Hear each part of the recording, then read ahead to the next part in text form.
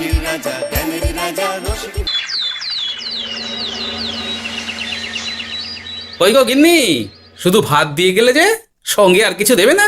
দিলাম তো এক ঘটি জল, ভাতে জল ঢেলে নুন দিয়ে মেখে খেয়ে নাও। রোজ রোজ সেই এক খাবার, এসব মুখে তোলা যায় নাকি? হ্যাঁ, তাহলে খালি পেটেই থাকো না, কে বলেছে মুখে তুলতে? না মানে অন্তত একটা কাঁচা পেঁয়াজ। এই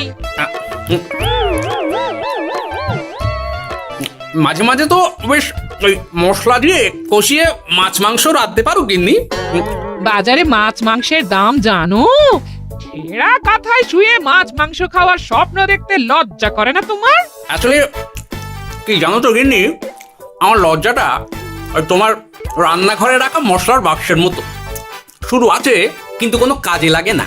এই খবরদার, আমার রান্না তুলে একদম খোঁটা দেবে না, এই বলে দিলাম। হ্যাঁ, আমি চললাম মাছ আনতে, তুমি আদা রসুন বেটে পেঁয়াজ কুচিয়ে রাখো, বুঝলে? বলি পয়সা কোথায়? লাগবে না, মাছ খেতে হলে পয়সা নয় গিন্নি, বুদ্ধি লাগে, বুদ্ধি, বুঝলে? বুদ্ধির বদলে মাছ কোন দোকানদার দেয় গো?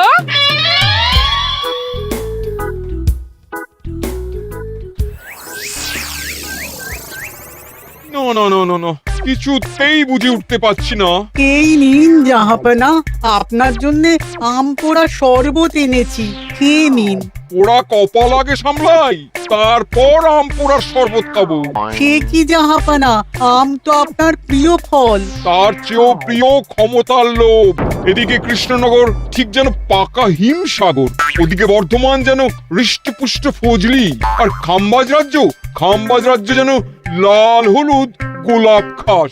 এদের একসঙ্গে খেতে না পারলে আমার ঠিক ভাত হজম হচ্ছে না উজির। হবে হবে, খুব তাড়াতাড়ি এই রাজ্যগুলো আপনার বর্ষতা স্বীকার করবে জাহাপনা। শুধু চাই সঠিক উপায়। কি উপায়?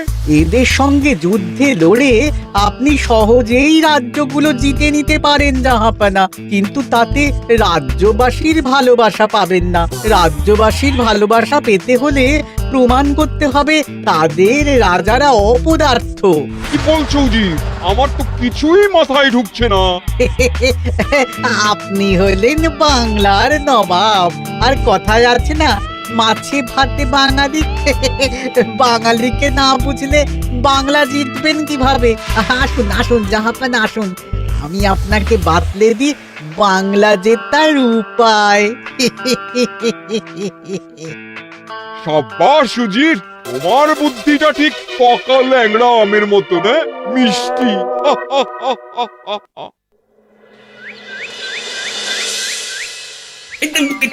ধর ধর ধর ধর ধর, এই পায়ের নিচ দিয়ে গলে গেল, ধর ধর ধর ধর। বিশাল বড় মাছ গো গোপাল দাদু, একেবারে পাকা শোল। ছাড়বে না গোপাল দাদু, আজ রাতে আমরা জমিয়ে মাছ ভাত খাবো। খেতে তো হবে, শোল মাছের ঝোল আর তেল কই। তোদের দিদাকে বড় মুখ করে বলে এসেছি, ধরেছি।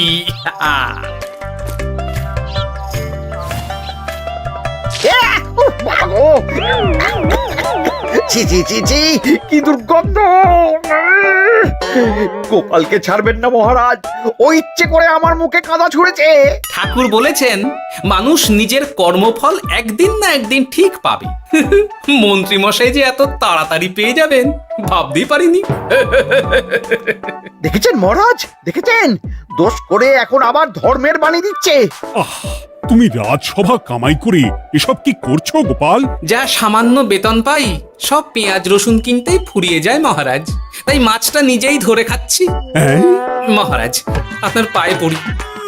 থাক থাক, আর আমার পা ছুঁতে হবে না গোপাল। কেন মহারাজ? আমি তো মন থেকে আপনাকে সম্মান করি, বলুন। এ তো আচ্ছা জ্বালাতন। মুর্শিদাবাদের নবাব বাহাদুর আপনাকে একটি বিশেষ পত্র পাঠিয়েছেন, অনুগ্রহ করে গ্রহণ করুন।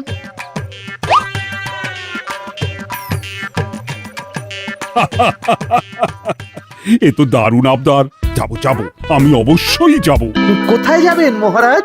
নবাব বাহাদুর লিখেছেন আগামী পরশু তার প্রাসাদে অতিথি হয়ে যেতে, তবে খালি হাতে নয়, সঙ্গে করে একটি জ্যান্ত মাছ নিয়ে যেতে। উপহারে জ্যান্ত মাছ? নবাব বাহাদুরকেও আমার মতন জল দিয়ে নুন ভাত খেতে হচ্ছে নাকি? নবাব হোক বা ফকির, সবার গিন্নি সমান। কিন্তু সঙ্গে করে কি মাছ নিয়ে যাওয়া যায়? ভেটকি, চিতল নাকি কাতলা? আচ্ছা, আগামীকাল রাজসভায় আমি সবার মতামত শুনবো। গোপাল, আগামীকাল ঠিক সময় চলে এসো কিন্তু। আগে যাব মহারাজ, শুধু আমার বেতনটা ভেবে দেখবো। চল রে, আজ অনেক মাছ পেয়েছি, চল চল চল।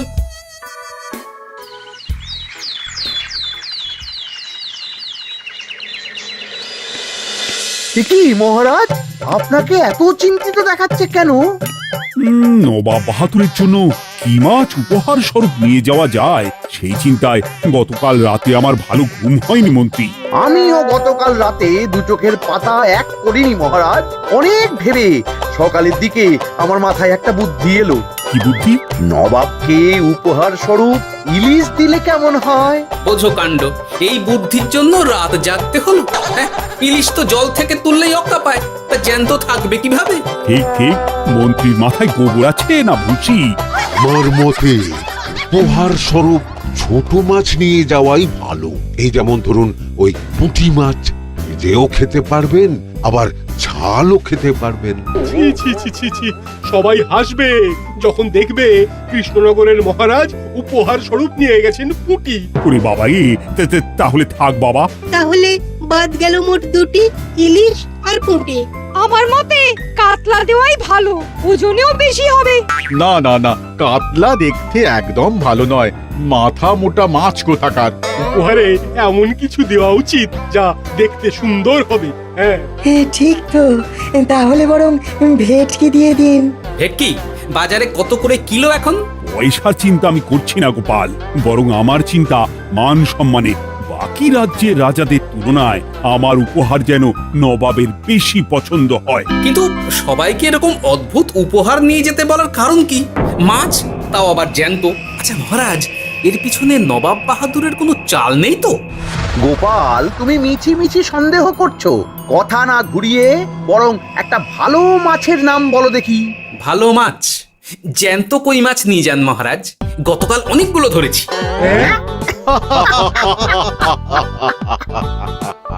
কি, এত ভালো ভালো মাছ থাকতে আমি শেষে কই মাছ নিয়ে যাব? তুমি সমাধান না দিয়ে উল্টে মজা করছো গোপাল। দূর হয়ে যাও, দূর হয়ে যাও আমার চোখের সামনে থেকে। আগে ভাড়ামো করার জন্যই তো মাস গেলে বেতন পাই মহারাজ। মানে কি বলতে চাইছো গোপাল? নবাব বাহাদুর কি চান সেটা আমরা সবাই জানি, তাই বলছি মাছের গর্তে হাত ঢোকানোর আগে পরীক্ষা করে নেওয়া উচিত ভেতরে সাপ আছে কিনা।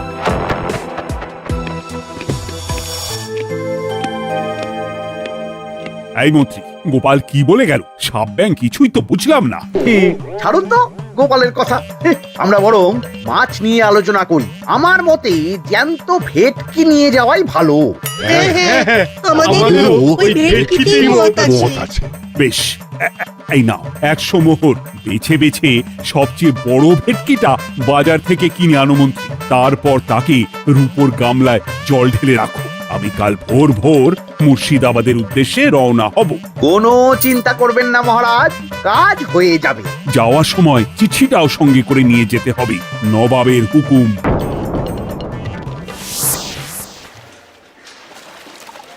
এই দেখুন কেমন খেলা করছে। হ্যাঁ, বাহ বাহ বাহ। ওজনে কত হবে? 4 কিলো তো হবেই। কিলো 2 পয়সা হিসেবে 8 পয়সা দেবেন। আমি শুধু ওজন জানতে চেয়েছি, দাম শুনে আমার কি হবে? এই, এটাকে গাড়িতে তোল। আর মাছের দামটা? মুর্শিদাবাদের নবাবকে আমাদের মহারাজ এই ভেটকিটা উপহার স্বরূপ দেবে। তোর ভাগ্য ভালো যে মাছটা তুই ধরে এনেছিস। আবার টাকা কিসের রে? আয় রে আয় আয় আয় আয়, আমার কত ক্ষতি হয়ে গেল।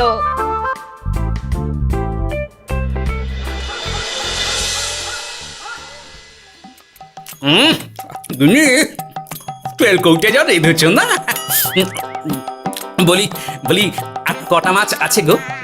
আছে তাতে আগামী 7 দিন হয়ে যাবে। হ্যাঁ, তাহলে কাল কই মাছের ঝোল খাবো, পরশু খাবো শোল মাছের কালিয়া। ধুর, এসব খেয়ে খেয়ে জিভে চড়া পড়ে গেল। বাজার থেকে একটু ইলিশ ভেটকিও তো আনতে পারো। হ্যাঁ, ইলিশের অনেক দাম গো গিন্নি, আর ভেটকি তো বাজারে প্রায় ওঠেই না। কে বলেছে তোমাকে? শুনলাম মন্ত্রী মশাই নাকি আজ বাজার থেকে সবচেয়ে বড় জ্যান্ত ভেটকিটা নিয়েছেন। হ্যাঁ, তাই নাকি?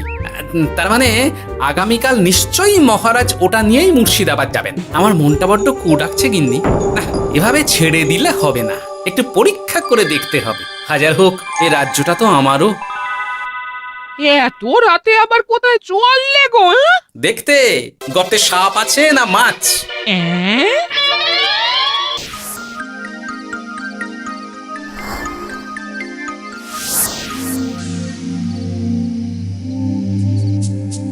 এ কি গোপাল, এত রাতে? সব ঠিকঠাক বুঝেছো তো? হ্যাঁ হ্যাঁ, তুমি কোনো চিন্তা করো না গো গোপাল দাদা। তাহলে কাল উত্তরের জঙ্গলে।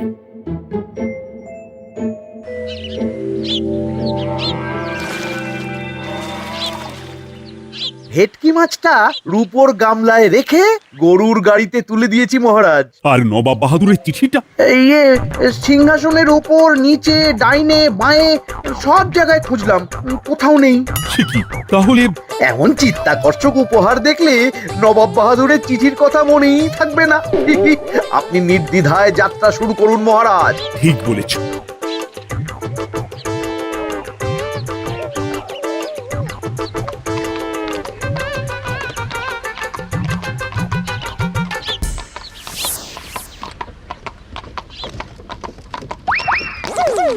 ওই তো মহারাজের রথ এসে গেছে।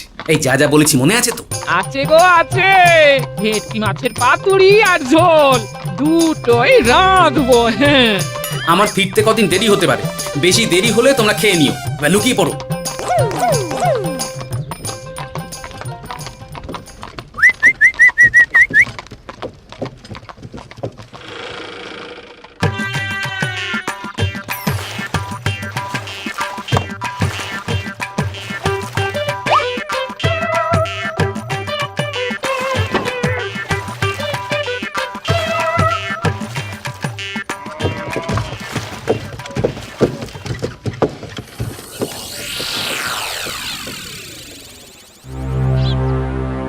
ওই দেখা যায় রথে চেপে সবাই ধীরে ধীরে এদিকেই আসছে জাহাপানা।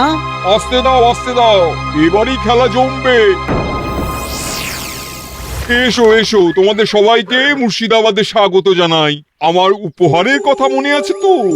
আছে জাহাপানা আছে, শুধুমাত্র আপনার জন্য আমি নিয়ে এসেছি একটা জ্যান্ত কাতলা। এই নিয়ে এসো। আমার উপহারও কিছু কম নয় জাহাপানা, নিয়ে এসো। আর তোমরা? আর কৃষ্ণচন্দ্র, তুমি কি এনেছো? এদের সবার চেয়ে ভালো উপহার এনেছি, যা দেখলে আপনার মন একেবারে আনন্দে নেচে উঠবে। ইচ্ছে করবে এক্ষুনি হয় পাতুরি না হয় ঝোল করে